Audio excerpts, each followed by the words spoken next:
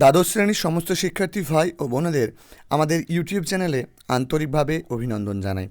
আমাদের আজকের ভিডিওটা হচ্ছে তোমাদের অ্যাসলিপ ইন দ্য ভ্যালি এই কবিতাটার টাইটেল নিয়ে। টাইটেল এবছর পরীক্ষার জন্য বিশেষভাবে গুরুত্বপূর্ণ, তাই আমরা তোমাদের জন্য এবার টাইটেলের আনসারটা শেয়ার করছি।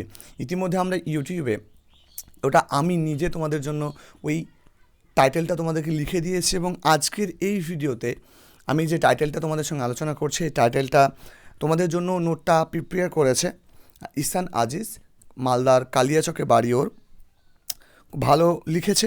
সো আমি সেটা তোমাদের সঙ্গে শেয়ার করছি। দেখো, শুরু করছে এইভাবে এ দিয়ে, কিন্তু আমরা এই কথাটা উল্লেখ করব না, আমরা জাস্ট টাইটেল বলে লিখব। Title of a poem, play or novel should be appropriate was suggestive to give us the subject matter of it. বলছে যে কোনো কবিতা বা প্লে বা নভেলের টাইটেল সঠিক বা সাজেস্টিভ হওয়া উচিত আমাদেরকে তার সাবজেক্ট ম্যাটারটা জানিয়ে দিয়ে। This title is considered to be the soul of the poem.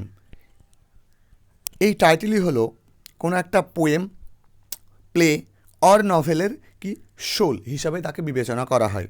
Because a literary text without title is just like, তোমরা এখানে দ্যাট না বলে এ ম্যান বলতে পারো, just like a man without soul. So তোমরা বলতে পারো যে, আর কারণ একটা লিটারেরি টেক্সট, টাইটেল ছাড়া একটা লিটারেরি টেক্সট যেন একটা আত্মাহীন মানবের মতো। And from this very title we can realised, এখানে একটু স্পেলিংটা মিস্টেক হয়েছে, রিয়ালাইজড হবে REALISED। From this very title, we can realize what stuff we are going to have in the text. আর এই যে টাইটেল, এই টাইটেলের মধ্য দিয়ে আমরা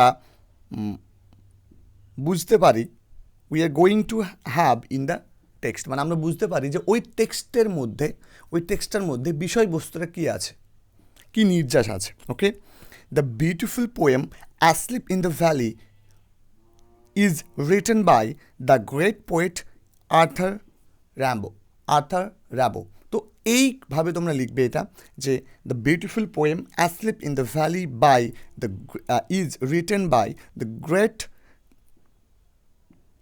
পোয়েট আর্থার রিমবড। আমরা এমনি সাধারণ উচ্চারণ, কিন্তু ওটা আর্থার রাবো। ওকে, সো এই সুন্দর যে অ্যাসলিপ ইন দ্য কবিতাটা লিখেছে আর্থার রাবো। ওকে, এবার তোমরা আসল কথাতে চলে এসো। দেখো, নোটসটা খুব সুন্দর হয়েছে, তোমরা লিখলে কোনো বানান ভুল ছাড়া যদি লেখো তাহলে অবশ্যই তোমরা 5-এ 5 পাবে, একদম ফুল মার্কস অ্যাসিওর।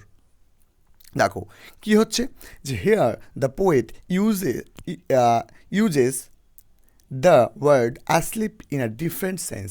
বলছে কবি এখানে এই যে অ্যাসলিপ কথাটাকে ডিফারেন্ট সেন্স, অর্থাৎ ভিন্ন ভিন্ন পারপাসে বা ভিন্ন ভিন্ন অর্থে ইউজ করেছেন। Asleep in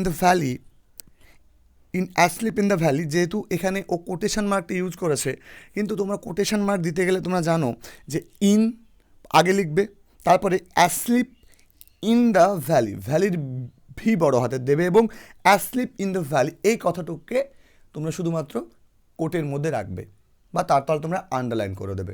got it? এখানে একটু টাইপিংয়ে গণ্ডগোল হয়েছে, সো কনসিডার।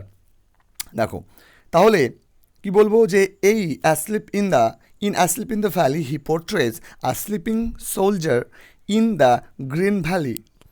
এই অ্যাসলিপ ইন দ্য ভ্যালি মধ্যে দিয়ে তিনি বোঝাতে চেয়েছেন, বর্ণনা করেছেন একটা ঘুমন্ত সোলজারের, কোথায়? ইন দ্য গ্রিন ভ্যালি, মানে একটা সবুজ উপত্যকায় একটা ঘুমন্ত সোলজারকে বর্ণনা করেছেন। Green grass, flowers, bright sunshine, এখানে ব্রাইট হবে bright sunshine, and humming insect all stands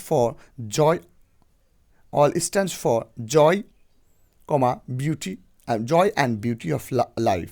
আর এই যে এখানে যে গ্রিন গ্রাস, ফ্লাওয়ার্স, তারপরে ব্রাইট সানশাইন, হিউমিং ইনসেক্ট, এগুলো কথা যে বলা হয়েছে, এগুলো আসলে জয় এবং কি জীবনের যে সৌন্দর্যতা, অর্থাৎ বিউটি অফ লাইফের কিন্তু প্রতীক। ওকে, মানে বোঝায়, এগুলোর মধ্যে দিয়ে এটা বোঝানো হচ্ছে। এরপরে বলছে it seems that there is nothing wrong with him and he is sleeping peacefully. এটা মনে হচ্ছে যে তার সঙ্গে কোনো খারাপ কোনো কিছু হয়নি, সে যেন শান্তিতে ঘুমোচ্ছে। But in the last line the two TWO2 হবে, the two red holes in his side suggest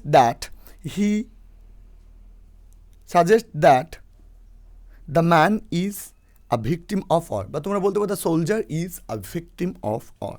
অর্থাৎ লাস্টের লাইনে যে টু রেড হোলস কথাটা উল্লেখ আছে, এই টু রেড হোলস কী করছে, কী সাজেস্ট করছে, যে ওই যে সোলজার্সটা অরের ভিকটিম।